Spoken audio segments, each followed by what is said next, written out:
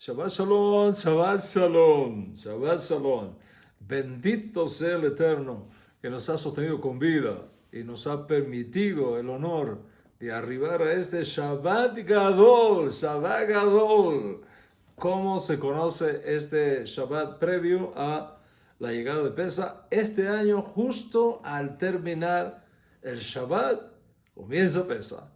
Nuestra parashá histórica dentro del ciclo anual de lectura de Torah es Saf. Saf, ordena, como aparece en la segunda parashá que estudiamos en este tercer libro de Moshe, donde estamos. El texto de Saf se encuentra en Vayikra, capítulo 6, a partir del verso 1 hasta el capítulo 8, el versículo 36.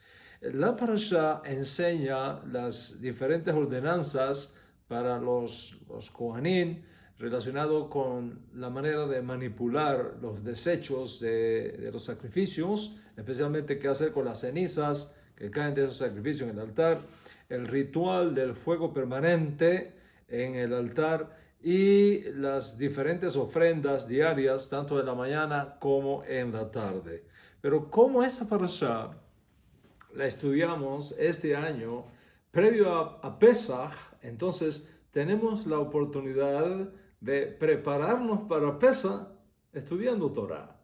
Ya dijeron los sabios desde antaño que estudiar Torah es fuente de bendición para el hombre. ¿Por qué? Porque sus caminos son deleitosos y todas sus sendas son de shalom, son de paz. Hay una promesa de bendición para el que estudia Torah. Será como árbol plantado junto a corrientes de aguas que da su fruto a su tiempo y todo lo que hace alcanzará su objetivo. Dará en el blanco, será para bien. El salmista inspirado nos dirá luego, andaré en libertad, porque guardé tus preceptos, guardé tus mandamientos. Y sobre esto enseñará el Ribi siglos más tarde, escudriñen la Torah. Escudriñen, escarben, busquen abajo, adentro, bien adentro de la Torah, porque ella da testimonio de mí. Rabino Shaul, ya al final de sus días, cuando estaba en los umbrales de la muerte, escribe a su hijo amado, a su discípulo amado, y le dice, cuando vengas a verme, tráeme los pergaminos, tráeme los pergaminos. Imagínate eso, faltando poco tiempo para morir. Lo más importante para él, no te olvides de los pergaminos. Eran el papel de la época para seguir haciendo anotaciones de sus clases de Torah. Pirkei Avot, 200 años después de Rabino Shaul, va a decir, nadie es realmente libre. Nadie es realmente libre si no ve Talmud Torah, si no estudia Torah. Pirkei Avot, capítulo 6, verso 2.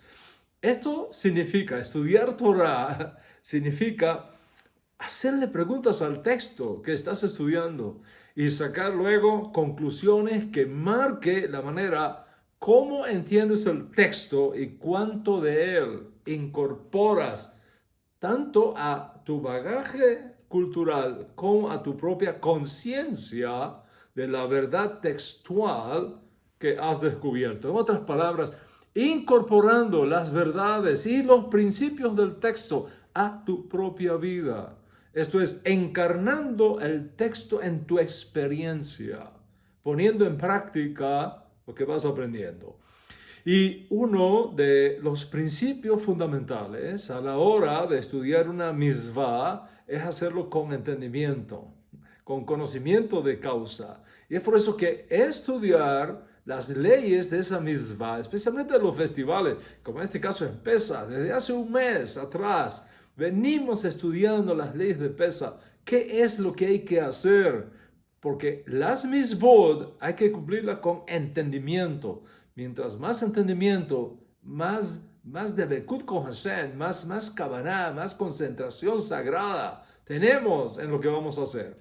Pero también debemos hacerlo con alegría y además con imaginación, enriqueciendo la mitzvah, pero sin perder nunca su esencia fundamental. Eso es algo sumamente interesante. A lo largo de la historia, hemos visto los procesos culturales que se enriquecen con el paso del tiempo. Es muy importante que tú entiendas esto. El judaísmo del siglo XXI no es exactamente el judaísmo del siglo XIX. El judaísmo del siglo XIX no es el mismo judaísmo de la Edad Media. El judaísmo de la Edad Media no es el judaísmo de la Misná 2 siglos después de Yeshua. El judaísmo del Segundo Templo es muy diferente al judaísmo que surge después de la destrucción del Segundo Templo.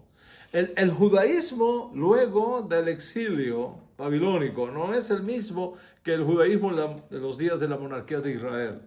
Y el judaísmo en los días de la monarquía no es el mismo judaísmo que existió en la época de los jueces. El judaísmo de la época de los jueces no es el mismo judaísmo de la época de Moshe Rabbeinu. Y el judaísmo de Moshe Rabbeinu no es el judaísmo, si pudiéramos usar esa palabra, un poco anacrónica, pero es la única forma de definirlo, que académicamente lo entendamos. El judaísmo de Moshe Rabbeinu no es el mismo judaísmo de los tiempos de los patriarcas y las matriarcas de nuestro pueblo. Desde los días de Abraham, Isaac y Jacob, los padres de nuestra nación, hasta el siglo XXI donde estamos, han pasado, amigos míos, 4.000 años. 4.000 años, 4 milenios. Y en estos 4 milenios, lógicamente, las creencias, las prácticas y las costumbres han pasado por los procesos naturales del desarrollo histórico de los pueblos. La mutua influencia que tanto Israel ejerció en sus vecinos, como la que sus vecinos influenciaron de alguna manera también en Israel. Piensa, para no ir tan lejos, en la fiesta de Hanukkah. ¿Qué hacemos en Hanukkah? En Hanukkah sacamos los dreidels, comemos los deliciosos donuts con merengue encima, comemos los buñuelos con miel en forma de 8, como los hacía mi mamá, que Hashem la tenga en la gloria, como hacía. Okay, damos regalos a los niños por 8 días. El primer regalo, el más simple, y al octavo día el regalo más costoso dentro de las finanzas de cada familia. Encendemos las velas de Hanukkah, 8 días de fiesta. Mis amigos, todo esto es el resultado del proceso cultural de Hanukkah en el tiempo. Y la manera como el judaísmo ha reaccionado a los encuentros culturales que ha tenido en diferentes latitudes, dependiendo del lugar hacia donde ha emigrado ciertas comunidades judías en el tiempo. Por ejemplo, en los días de los macabeos, cuando se inició Hanukkah, no existían los dreidels. Eso vino de Alemania muchos siglos más tarde. Las ideas de los donuts o de los buñuelos de miel, que es con una masa de yuca en forma de 8, surgieron mucho tiempo después también, con los procesos de sobrevivencia del judío sefardí, por ejemplo, o del judío israelí post Segunda Guerra Mundial. La práctica de dar regalo a los niños tampoco fue conocida por los macabeos. Esto fue una especie de protección judía por la influencia de la Navidad y los regalos debajo del arbolito de Navidad para los niños cristianos. Y por supuesto colocar el Maguen David, lamentablemente algunos dicen estrella de David, Maguen David, escudo de David, al frente de las casas para Hanukkah es una clara influencia cristiana dentro de la cultura moderna judía. No podemos negar esas cosas. Lo mismo sucede con Pesach. El ritual de Pesach, que hoy es parte del proceso cultural por el cual nuestro pueblo ha venido pasando a lo largo de la historia, es una realidad. La manera como santificamos Pesach en el siglo XXI no fue la manera como lo hicieron Maimonides o Rashi o los sabios de Surá o los discípulos de Yohanan ben Zakkai o los discípulos de Yeshua o Yeshua mismo en los días del Segundo Templo. Mucho menos la manera como lo santificaron los hijos de Israel por primera vez en la historia. Si vas, por ejemplo, a Shemot, capítulo 12, a partir del verso 21, ahí tenemos una declaración histórica del primer Pesach en toda la historia. Shemot 12 a partir del verso 21, donde se origina Pesaj, según la Torá. Aquí tenemos un único ritual, irrepetible históricamente hablando, que nos da el núcleo histórico, el ADN histórico de Pesaj. Por supuesto, cuando tú leas Shemot 12, debes tener mucho cuidado porque trata con dos mandamientos diferentes que luego se combinaron en uno solo, con la presencia de ambos. Es decir, dos días festivos diferentes, el festival de Matzah y el ritual de Pesaj, que luego se unieron en una sola y larga celebración. En el primer Pesaj de la historia, esto es lo que tenemos basado en Shemot capítulo 12 a partir del verso 21. Y llamó Moshe a todos los ancianos de Israel, les dijo: sacaréis del rebaño corderos según vuestras familias y los sacrificaréis para la Pascua. Y tomaréis un manojo de hisopo, lo mojaréis en la sangre, que verteréis en un vaso, salpicaréis esa sangre en el dintel y las dos jambas de las puertas de esas casas.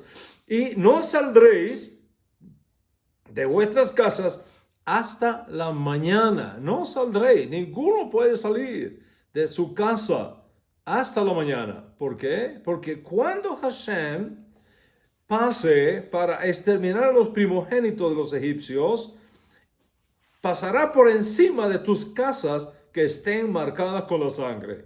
Y guardaréis este rito a perpetuidad para vosotros y para vuestros hijos. Y para vuestros hijos. Observa entonces aquí este protocolo. Si tú lo miras bien, vas a descubrir en este protocolo de Pesaj, el primer Pesaj, la historia, una serie de pasos, 7 en total. Primero, había que seleccionar el cordero, un cordero o un cabrito para cada familia. Ese es el primer paso. Segundo, sacrificar ese corderito, ese Corban Pesaj, el cordero pascual, comerlo rostizado con hierbas amargas. Tercero, tomar hisopo, sumergirlo en la sangre, sumergir ese hisopo en la sangre del animal, untar con la sangre en el dintel de las puertas de las casas. Cuarto, mantenerse en casa durante la noche. No se puede salir hasta el amanecer. Hashem, es el quinto paso, va a pasar a herir a los egipcios, verá la sangre encima de las jambas de las puertas, los marcos de las puertas. Sexto, Hashem pasará por encima de la puerta. Pass over. De ahí Passover en inglés. Pesaj, pasará por encima de la puerta. Y Hashem no dará al devorador, al destructor, la habilidad de entrar a casa de los hebreos en Egipto para herirlas. Eso es los siete pasos que conformaban el protocolo del primer Pesaj de la historia. Comparado con lo que tenemos hoy día, claramente es muy diferente, porque lo que hacemos hoy día viene dado por el adorno del mandamiento, que es el resultado de la incorporación de esa riqueza, de esos procesos de reflexión que hicieron los profetas y los sabios de nuestro pueblo en el transcurso del tiempo, que se transforman en esos procesos culturales del desarrollo del pueblo de Israel a lo largo del tiempo. Observa que en el protocolo de estos 7 pasos sugeridos por Moisés no se menciona, por ejemplo, absolutamente nada de las 4 copas de vino que utilizamos hoy día en Pesaj, ya en los días de Yeshua. 2000 años después se comía Pesaj, bebiendo las 4 copas de vino. Porque si miras cuidadosamente a los masoretas canónicos, Jesús usó varias copas de vino. Moisés no conoció absolutamente nada de estas 4 copas de vino. Al menos no tenemos ninguna evidencia histórica de esto al presente. El origen de las 4 copas de vino en Pesaj pertenece a la Torá oral, a la tradición que surge a partir del exilio babilónico, el siglo VI antes de Yeshua, no antes de Yeshua. Por supuesto, es de suponer que los israelitas en los días de Moisés bebieron algo durante la comida, porque todo el mundo bebe cuando está comiendo. Pero el ritual de 4 copas de vino y el orden en que ese ritual aparece, como nosotros lo tenemos hoy día, no fue algo conocido por Moshe Rabbeinu. Tampoco fue una institución nueva creada por Yeshua, como equivocadamente sugieren las tradiciones cristianas de los evangelios sinópticos cuando colocan encima del texto institución de la Santa Cena. Cualquiera que no conozca el judaísmo podría pensar con ese subtítulo introducido por el traductor, que no aparece, por cierto, en el manuscrito, pero es un subtítulo colocado por la casa editora, supuestamente para que se entienda mejor lo que está sucediendo o lo que va a suceder en la narrativa bíblica. No aparece en el texto, pero cualquiera que lo lee con ese subtítulo, institución de la Santa Cena, podría pensar que Yeshua está creando un festival aquí o innovando un festival aquí, cuando no está haciendo otra cosa que seguir la tradición que había recibido sus padres por siglos y siglos. Bueno, observa que en ese protocolo de los 7 pasos indicado por Moisés, no se menciona, por ejemplo, para nada las 10 plagas, como nosotros hacemos hoy día. Ni Moisés, ni los israelitas antiguos, ni el propio Yeshua en los días del segundo texto marcaban en una servilleta las 10 plagas y las mencionaban como nosotros hacemos en nuestro tiempo. Por otro lado, la costumbre de inclinarse hacia la izquierda para beber y comer en Pesa no fue algo conocido por Moshe Rabbeinu, no fue algo conocido por los profetas. Esto fue algo resultado de la influencia cultural romana en el pueblo judío. En la cultura romana, los libres se recostaban hacia la izquierda para comer y beber. Los esclavos estaban en pie atendiendo sus mesas. Los judíos posteriores a la destrucción del templo en el año 70 eran judíos romanos y simplemente adornaron el mandamiento, introduciendo una práctica cultural romana que pegaba muy bien, por cierto, con la idea de ser libres en la conmemoración del festival de nuestra libertad. Todas estas adiciones, estos adornos, estos embellecimientos que vemos hoy en la Haggadah de Pesa responde a esos procesos culturales que tienen como norma enriquecer el mandamiento para hacerlo más entendible y para preservar los grandes eventos proféticos contenidos en Pesa y que los profetas en el transcurso histórico de Israel fueron revelando para nosotros. El profeta Isaías hizo reflexiones sobre Pesa que enriquecieron el mandamiento. El profeta Yirmiyahu hizo reflexiones sobre Pesa que enriquecen el mandamiento y así sucesivamente. Nosotros hoy, en el siglo XXI, hemos recibido toda esa riqueza cultural y entonces nosotros disfrutamos hoy de esa riqueza, no porque necesariamente sea histórica, sino como resultado de la reflexión que nuestros profetas hicieron sobre ese evento orgánico que fue el primer Pesa de la historia. Los otros días me llegó un chiste que ilustra esto. ¿Quién fue el primer hombre que logró bajar información clasificada de una nube y colocarlo en su tablet? ¿Quién fue el primer hombre que logró bajar información clasificada en una nube privada y lo colocó en su tablet? Respuesta: Moshe Rabbeinu. Moshe Rabbeinu, cuando descendió de la nube, trayendo en sus manos las 2 tablas de la ley divina. Yo no dudo que dentro de unos años algún rabino joven que nos reemplace a todos nosotros incluya en la celebración de Pesa dentro de 20 años una tablet descendiendo de una nube con ciertas reflexiones sobre Pesa. De modo que a la hora de santificar el mandamiento debemos tener presente varias cosas. Primero, nunca perder el origen central del mandamiento. Nunca se puede perder. Su valor histórico, su núcleo histórico. Y eso nos va a llevar siempre a Shemot, al primer Éxodo. Nos va a llevar siempre a Moshe Rabenu. No podemos perder nunca eso. Eso es lo primero. Segundo, preservar siempre lo mejor que han incorporado las generaciones previas para darle continuidad histórica a nuestra fe. En nuestro caso, por ejemplo, como netzaritas, incorporamos dos grandes eventos en nuestra Agadá de Pesaj. Primero, la profecía del retorno de las ovejas perdidas de la casa de Israel, como lo anticiparon los profetas.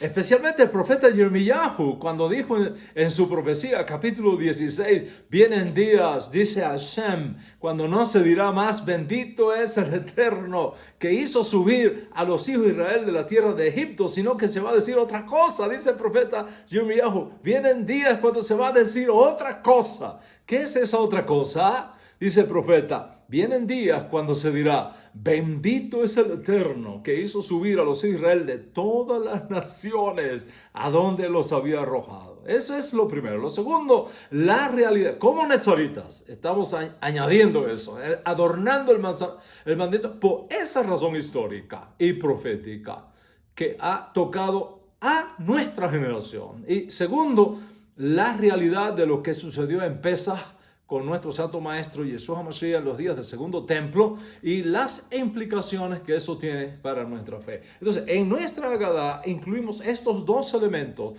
que son importantísimos para enriquecer el mandamiento dentro de estas reflexiones proféticas que tenemos a la mano.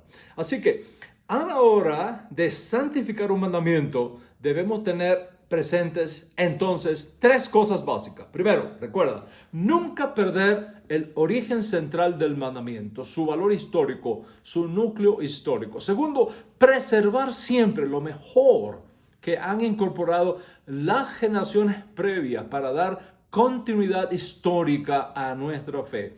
Y un tercer elemento, la creatividad, la imaginación, o sea, enriquecer el mandamiento con nuestra propia realidad cultural del momento para hacerlo más relevante, para hacerlo más accesible a las nuevas generaciones. Debemos entender entonces que Pesaj es un hecho histórico, pero también un evento profético.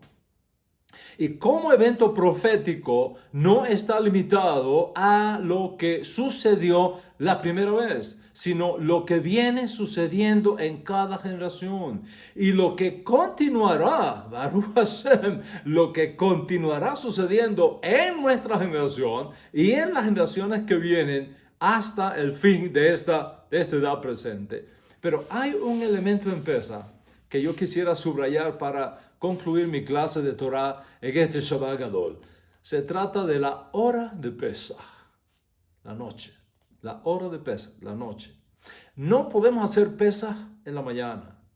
No podemos hacer Pesaj durante el día, cuando tenemos luz solar, sino en la noche y con las puertas de la casa cerradas. ¿Por qué en la noche? ¿Por qué en la noche? Dice Shemot, capítulo 11, verso 22. Ninguno de ustedes saldrá de la casa de su casa hasta la mañana. No puedes salir de tu casa hasta la mañana. Lógicamente, esto implica que se trata de un festival nocturno. Desde entonces, todos los profetas que vinieron después, todos los judíos que vinieron después, incluyendo nuestro Santo Maestro, Yeshua HaMashiach, santificamos Pesaj de noche y con las puertas cerradas. ¿Por qué? Hoy día tenemos la tendencia que cuando llega la noche, la gente sale a la calle a comer. La gente sale a socializar con amigos, a pasar un buen rato de ocio. No así con Pesaj. En Pesaj todo el mundo tiene que estar, voy a usar una palabra que es muy conocida en esta época, recluido en su casa. No salir hasta la mañana. Contrario a Purim, por ejemplo, cuando el banquete de Esther tiene que ser de día, no de noche. Pesaj es un festival nocturno. ¿Por qué de noche?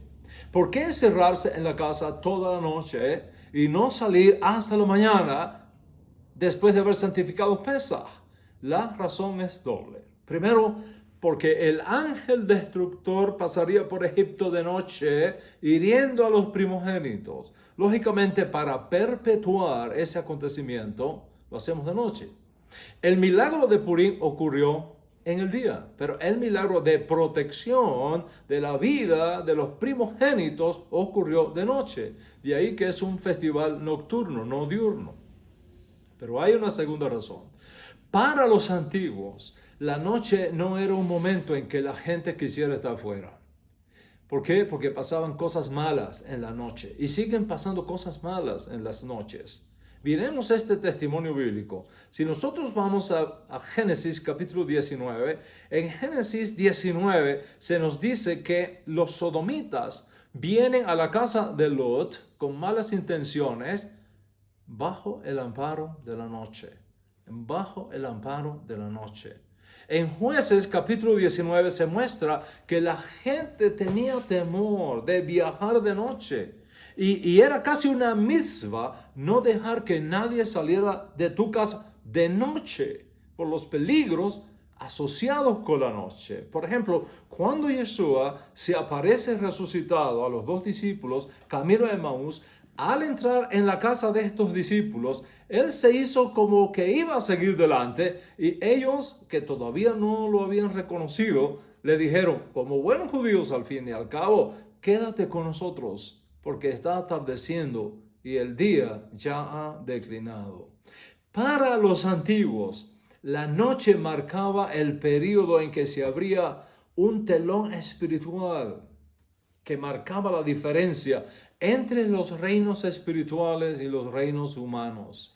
El día representa el dominio de los hombres, el reino de los hombres. La noche, el reino del mundo espiritual. Y en este mundo espiritual existían fuerzas del bien y existían fuerzas del mal. Las fuerzas del bien se revelaban a los que estaban refugiados en sus casas durante la noche. Las fuerzas del mal se revelaban, se mostraban a los que salían en la noche. Eso era lo que se creía. Entonces, cuando llegaba la noche, encerrarse en casa y acostarse a dormir temprano no era simplemente una protección contra la oscuridad.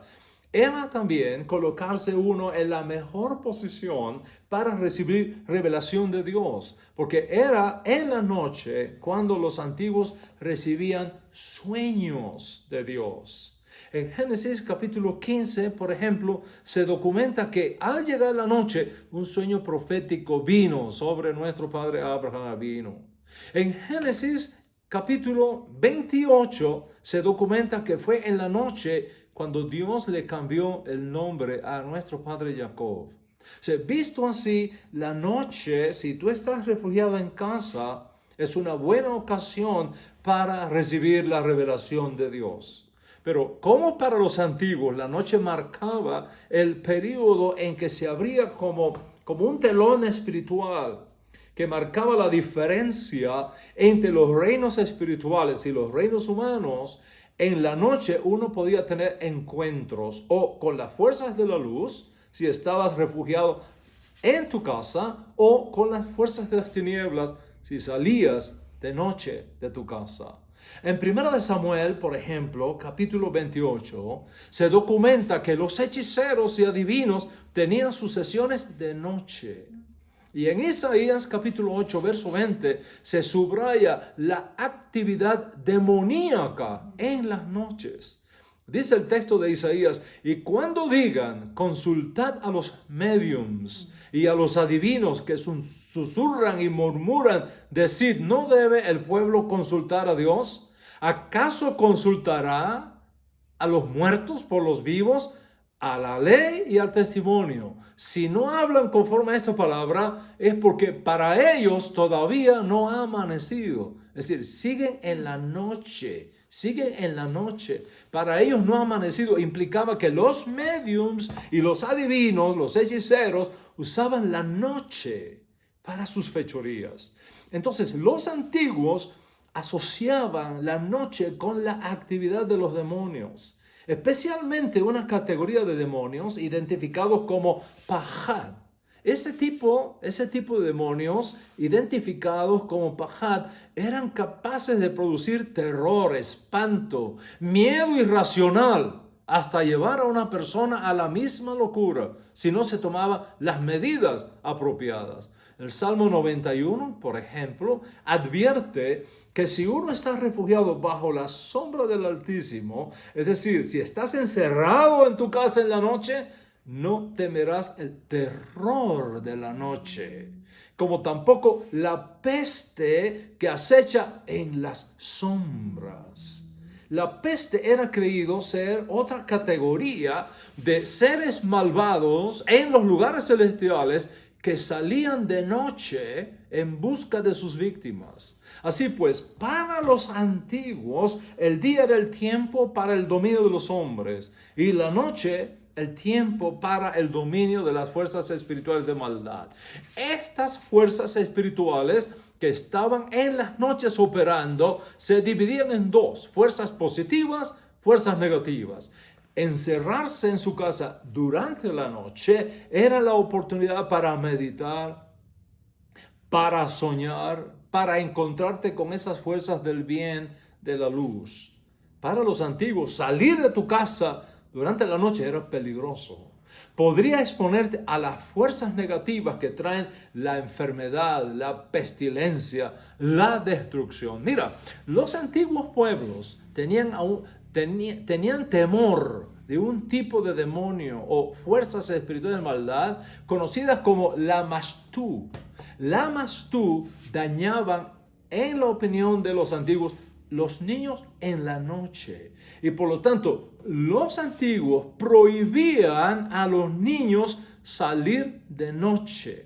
Entonces, los antiguos pensaban que el llanto de los niños en la noche era peligroso, porque podían orientar a esas entidades de maldad acerca de dónde estaban los niños. Por lo tanto, desarrollaron la costumbre de cantarle a los niños para que se calmaran y no lloraran por las noches, y así anular el potencial daño de esas fuerzas de maldad. Hasta el día de hoy seguimos cantando canciones de cuna a nuestros hijos para facilitar que duerman tranquilos y protegidos en nuestros brazos. Yo creo que todos los papás y todas las mamás que me están escuchando ahora, que me están viendo ahora, recordarán cuando tus niños eran pequeños y los cargabas y le cantabas: duérmete mi niño, duérmete mi amor, duérmete pedazo de mi corazón. Hasta el día de hoy cantamos esas canciones. Mis amigos, Pesaj es un festival de la noche. Es decir, es un festival durante el cual somos protegidos de las fuerzas del mal y nos permite conectarnos con las fuerzas del bien, las fuerzas de la luz, la fuerza de la profecía. Y eso es lo que más deseamos que te suceda en este Pesaj, que hoy a la caída del sol, cuando se inicie Pesaj, allí en el lugar donde vives, te encuentres con esa fuente de luz reservada para este festival. Instruir a nuestros niños sobre este memorial, pasarlo a las nuevas generaciones, pasarle a estos nuevos retoños, a estos pinos nuevos, los valores de la libertad, los valores de la redención, el derecho a pensar y vivir sin ser perseguidos o censurados por nuestras ideas, el derecho a denunciar la injusticia sin ser perseguidos, a decir la verdad sin ser silenciados, a proclamar la esperanza de un mundo mejor sin tener miedo. Son los grandes valores escondidos en el memorial de Pesaj que no podemos pasar inadvertidos. Nuestro Ribi nos dejó el mandamiento de que cada vez que hagamos Pesaj nos acordáramos de él. Yeshua es la inspiración poderosísima para no seguir carentes de sentido de indignación frente a la injusticia. Yeshua se opuso con todas sus fuerzas. Yeshua se opuso al establishment de sus días, que se había aliado con Roma para oprimir a nuestro pueblo y anular la luz de la Torá y de la esperanza mesiánica de un mundo mejor. Yeshua no tuvo miedo en anunciar delante de las fuerzas hostiles romanas que dominaban toda la región y la tierra de Israel. El reino de los cielos se ha acercado. Amén. El reino de los cielos se ha acercado. Lógicamente, todo reino tiene un rey. Y todo reino tiene una tierra sobre la cual se domina y gobierna. Al decirle a los judíos, el reino de los cielos se ha acercado, Yeshua estaba declarando a los romanos farsantes y estaba señalando al emperador como un usurpador del auténtico reino y del auténtico rey de Israel.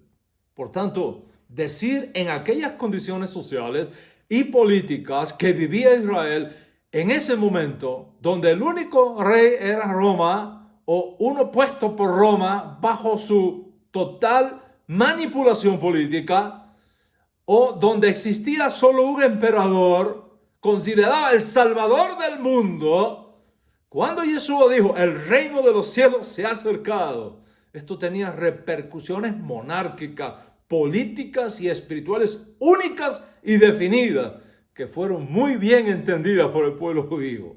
Pero el establishment del momento vio en el mensaje de Yeshua un peligro para sus grandes intereses políticos y económicos. Los que malgobernaban a Israel en aquellos días vivían de Roma. Se enriquecían con los chinos, con los romanos. Ellos dominaban con los romanos.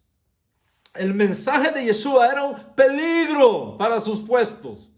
El mensaje de Yeshua los expuso ante la opinión pública judía de sus días, que no eran jueces legítimos, que no eran gobernadores legítimos, que estaban usurpando posiciones de dignidad y utilizándolas como plataformas para su propio enriquecimiento personal.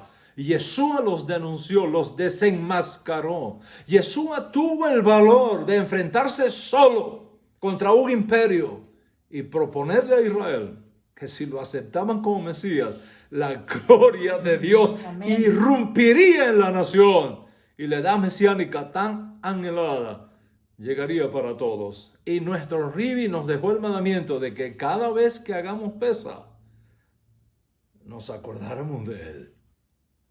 ¿Por qué deberíamos acordarnos de él? ¿Por qué? En Pesaj, como ya todos sabemos, Yeshua sufrió enormemente. Es un hecho comprobable, científica e históricamente comprobable. Ningún historiador serio, excepto que quiera perder su reputación como historiador, se atrevería a decir que Yeshua no existió y que no murió por crucifixión bajo la orden de Poncio Pilatos. La muerte por crucifixión era cruel, era salvaje, era brutal, era lentamente violenta y monstruosa. Hoy ni al más terrible criminal expondríamos a la vergüenza de una muerte tan bárbara e inhumana como la crucifixión. Yeshua fue expuesto a esa muerte. Pero ¿sabes qué? También sufrieron los mismos efectos atroces de ese tipo de muerte los crucificados juntamente con él. Y los miles y miles de crucificados a que Roma sometía a los considerados rebeldes o enemigos de la paz romana. ¿Por qué entonces el sufrimiento de Yeshua es diferente al resto del sufrimiento de todos los crucificados? Eso tiene que ver con la teología, no con la historia. Que Yeshua muriera es un hecho histórico. La razón por la cual murió es harina de otro costal. Asunto completamente diferente al resto. Y como la razón de su muerte es diferente, su sufrimiento también fue diferente.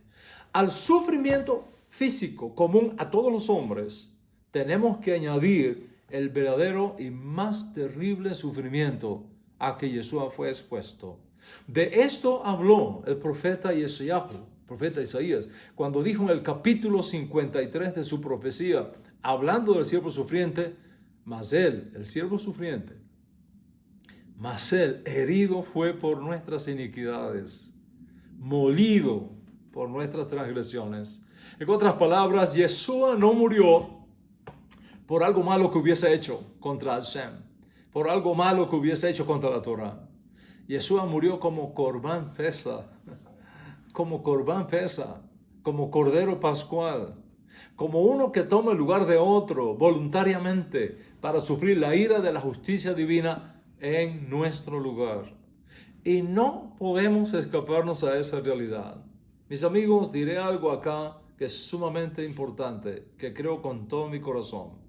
No podemos ni por identificarnos con nuestro pueblo que no lo acepta todavía como Mesías, ni por alejarnos de ese otro pueblo que lo convirtió en un Dios, ignorar, disminuir o suavizar este hecho profético.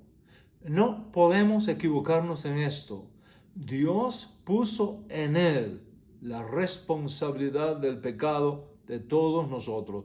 Dios puso en él la responsabilidad del pecado de todos nosotros. En otras palabras, el sufrimiento de Yeshua fue más que físico. Fue un sufrimiento metafísico.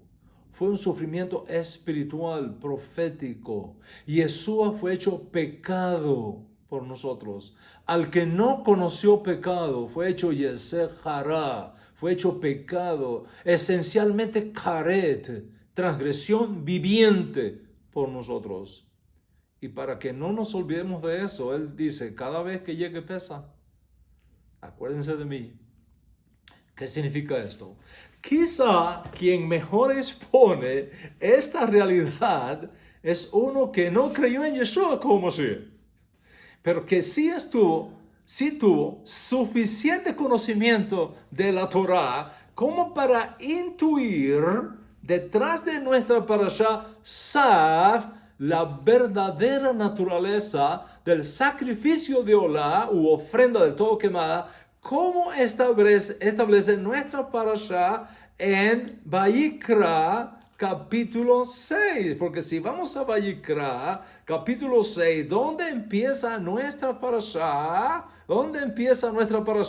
Allí está escrito, dice, Saf et Aaron ve'et banav lemor, sot toraja Olá.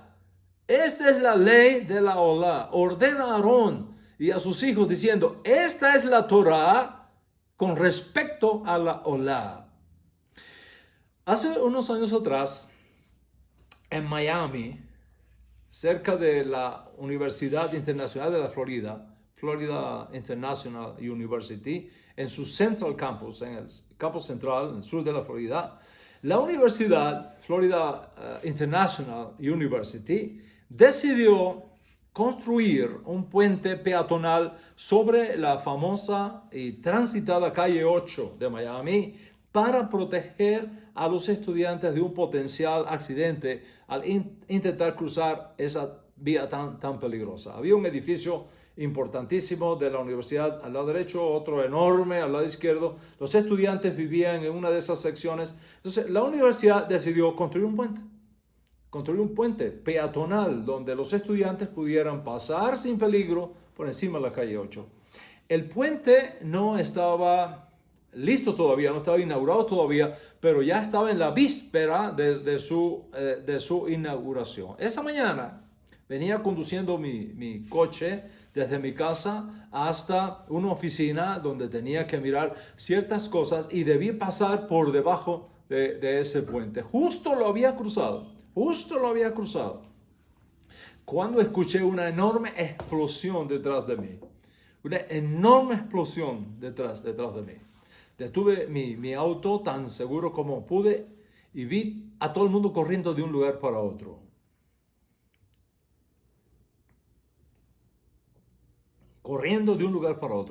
Cuando finalmente pude ver lo que había ocurrido, no podía creerlo. El puente había colapsado. Se había desplomado. Y varios carros quedaron atrapados debajo. De hecho, varias personas murieron. Dios mío, me dije, Dios mío. Yo pude ser uno de esos atrapados debajo de toneladas de hormigón. Acababa de pasar por ahí. Acababa de pasar por ahí. Es posible que muchos de ustedes hayan tenido experiencias similares donde uno dice, Padre mío, ese pude haber sido yo. Esto fue guardando la distancia histórica, lógicamente, lo que está detrás de la ley del Corbán que habla nuestra parashá, lo que esa ley del Corbán significó para nuestro pueblo judío, cuando veía a un cordero morir sobre el altar, cuando veía que su sangre estaba siendo derramada y su cuerpo consumido por las llamas. En las palabras del rabino Nachmanides, al cual hice referencia implícitamente, el sefardí, Nachmanides, el sefardí, no Maimonides, Nachmanides, en su comentario sobre esta parashá, él dice lo siguiente: todo el propósito del Corbán era que la persona que había cometido un pecado pudiera ver la muerte del animal. Que la persona que había cometido la transgresión, dice Nachmanides, pudiera ver la muerte del animal. Que viera cómo era degollado. Que viera cómo su sangre vital se derramaba en las esquinas del altar. Que viera sus miembros quemándose y pensara, debería haber sido yo. Yo soy el que debería estarse quemándose. Y entonces, al reflexionar sobre esto, su teshuvá se fortaleciera y se iniciara un auténtico sentimiento de retorno al camino recto, de regreso al Dios Altísimo. El serio problema que tenemos aquí es que para los pecados categorizados como karet, es decir, pecados de muerte, por cierto tipo de transgresiones intencionales, no había sacrificios de expiación contemplados en la Torá. En otras palabras, la ley de Moisés no provee un sacrificio de expiación por los pecados de muerte. Puedes preguntar a cualquier maestro de Torá, puedes preguntar a cualquier rabino, puedes preguntar a cualquier doctor de la ley de Moisés y todos te darán la misma respuesta. No hay ofrenda de expiación por los pecados de muerte en la ley de Moisés. Solo la pena capital. Ni siquiera en Yom Kippur, ni siquiera en Yom HaKippurim, el día de expiación nacional de Israel, los pecados penados por karet eran expiados. Y son precisamente esos pecados categorizados como karet los que nos impiden la entrada al mundo por venir. La solución de Dios a esto le fue revelada al profeta Isaías mucho tiempo después de Moisés, cuando dijo en su profecía, capítulo 59, yo enviaré un Goel. Baruch Hashem. Yo enviaré un Goel, un redentor a Sión, a favor de los hijos de Jacob, que se arrepientan de los pecados de karet, de los pecados de muerte, de los pecados intencionales, dice Hashem. Y sobre este redentor que Dios enviaría, el profeta Isaías, en el capítulo 53 de su profecía, se explica inequívocamente acerca de la razón de su venida. Todos nosotros nos descarriamos como ovejas. Cada cual se apartó por su propio camino. Mas Hashem lo hizo responsable a él, al siervo sufriente, lo hizo responsable del pecado de todos nosotros. Piensa en la fuerza de esa declaración profética. Dios puso en él los pecados de muerte de todos nosotros. Dios Altísimo lo hizo a él, a ese siervo sufriente, responsable de los pecados de muerte de todos nosotros. Y el siervo sufriente, voluntariamente y por amor, aceptó esa misión de poner su vida en expiación por el pecado de todos nosotros. No fue sacrificio humano, fue martirio.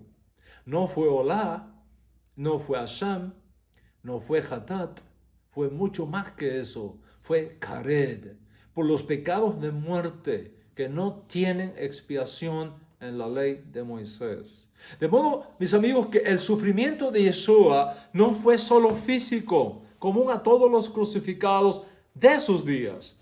Fue un sufrimiento de otra naturaleza, completamente diferente, único y supremo, que se unió al físico, se volvió pecado por nosotros, para que la justicia de Dios nos fuera imputada a todos los que, arrepentidos de esos pecados intencionales, nos volvamos a Dios con un corazón contrito y humillado.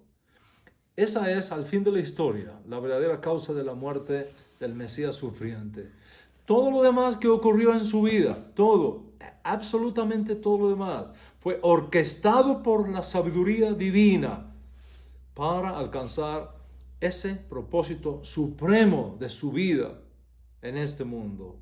Sobre esto es que explicará luego el rabino Shaul la verdadera razón de la muerte del Mesías sufriente.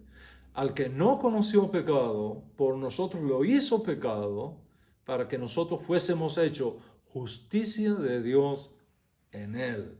Dios Altísimo no tiene otra manera, escúchame bien, Dios no tiene otra manera de expiar los pecados de muerte que por medio de ese Goel que vendría a Sion a favor de los que se arrepientan de esos pecados. Los pecados por Kared, penados por Kared en la ley de Moisés, destruyen nuestro pacto con Dios. No es cualquier cosa de lo que estamos hablando. Los pecados voluntariamente cometidos en relación con esa categoría de pecado es como si nuestras almas fueran cortadas del único hilo que las sostiene con el Creador. Hashem te da la vida y la capacidad de vivirla plenamente. La única cosa que Él nos pide es que usemos esa vida que Él nos da, a algunos por 13 años, a otros por 20 años, a otros por 80 años, a otros por 100 años. La única cosa que Él nos pide es que uses esa vida que Él te da de la manera correcta. Los pecados de muerte cometidos con alevosía, con pleno conocimiento de causa, con premeditación, con rebeldía, te separan de Dios. Corta ese hilo cuántico que nos conecta con el Creador, nos separa de Él, nos separa de su creación. Sin embargo, Hashem, en su infinita bondad, nos deja abierto un camino de retorno. A través de ese proceso de Teshuvah podemos retornar a Él. Y entonces los méritos del sufrimiento del Mesías justo y sufriente nos imputa la justicia divina. Nuestros pecados son expiados y delante de Dios somos justicia de Dios en Él. Tu vida está en peligro. Tu vida está en peligro. La vida de Israel está en peligro. La vida del mundo está en la balanza. Por eso nos dice Yeshua, cuando coman de este pan y beban de esa copa, acuérdense de mí. En otras palabras, miremos lo que realmente sucedió con él. Y digamos, como dicen Nachmanides, Dios mío, eso podría haber venido sobre mí. Yo podría haber sido destruido por la justicia divina y condenado eternamente a la destrucción y a la muerte. Pero como dice Nachmanides, el objetivo de esa ley del Olá es, oiga, mirar lo que pasó allí y decir, ese pudo haber sido yo, pero Él estuvo en mi lugar, Él lo sufrió por mí.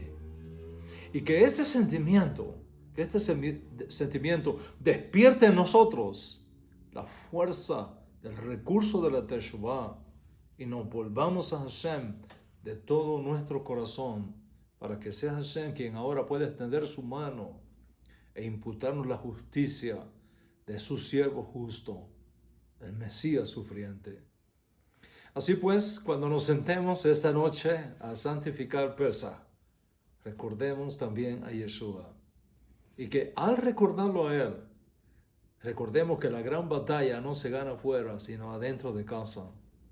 Encerrados con Hashem y recibiendo esa savia de vida que nos viene desde Moshe Rabbeinu, desde nuestros profetas, y que se hace una realidad suprema en su majestad electo, Yeshua HaMashiach, nuestro Ribia Kadosh. Como dijera el gran rabino de las Congregaciones Hebreas Unidas de Gran Bretaña, Jonathan Sacks, previa a su muerte hace 2 años atrás en Londres, el mensaje de Pesaj sigue siendo tan poderoso como siempre. La libertad no se gana en el campo de batalla, sino en el salón de clases y en el hogar. Enséñales a sus hijos la historia de la libertad si quieres que nunca la pierdan. Este es un mensaje muy poderoso para todos nosotros. Piensa en eso. Enseña a tus hijos la historia de la libertad si quieres que nunca la pierdan. Mira a tu alrededor y observa las naciones que han perdido su libertad. Observa los pueblos que han caído bajo el yugo opresor de censura, de injusticia, de socialización de la miseria. Y verás que detrás hay una crisis seria de valores, una crisis de justicia, una seria crisis de identidad nacional por falta de cultura, de educación histórica de nuestros hijos y de nuestros jóvenes, entre otras cosas. ¿En qué momento de la historia ocurre Pesaj 5781? Este Pesaj que tú y yo y todo nuestro pueblo Israel estará celebrando hoy, que ya se comenzó en Israel y que sigue por el resto del mundo. ¿En qué momento de la historia? En medio de una supuesta pandemia relacionada con el COVID-19. Nuestros niños están siendo adoctrinados a huir cuando ven personas. Les hemos enseñado que hay que mantener distancia con los demás para evitar riesgos de contagios. Y de esta manera estamos creando una generación sin otros niños, sin otras personas, sin afecto social, solo digital. Los cumpleaños, las clases de natación, los parques infantiles, todo eso está cambiando radicalmente. Los juegos en los estadios, los conceptos de grandes concentraciones en iglesias, en sinagogas, todo eso se está volviendo virtual. Cada vez menos auténtico contacto personal. ¿Sabes qué está pasando? Se está creando una burbuja social sin identidad humana, pero con identidad digital. Y la contrapartida será entonces crear personas digitales, robots con inteligencia y con sentimientos artificiales para crear una nueva identidad, una nueva generación. Esto es solo el principio. Lo grande aún está por venir. En los próximos 20 a 30 años que requiere la implantación de un nuevo orden mundial. Pero estamos en el 2021. 5781, no en el 2031, no en el 2040, no en el año 5800 de la cuenta hebrea. Estamos en 5781. Año secular 2021. Y en medio de esta realidad es que nos corresponde a nosotros este año santificar Pesaj. Nunca antes, créemelo, nunca antes ha sido tan importante nuestro Festival de la Libertad.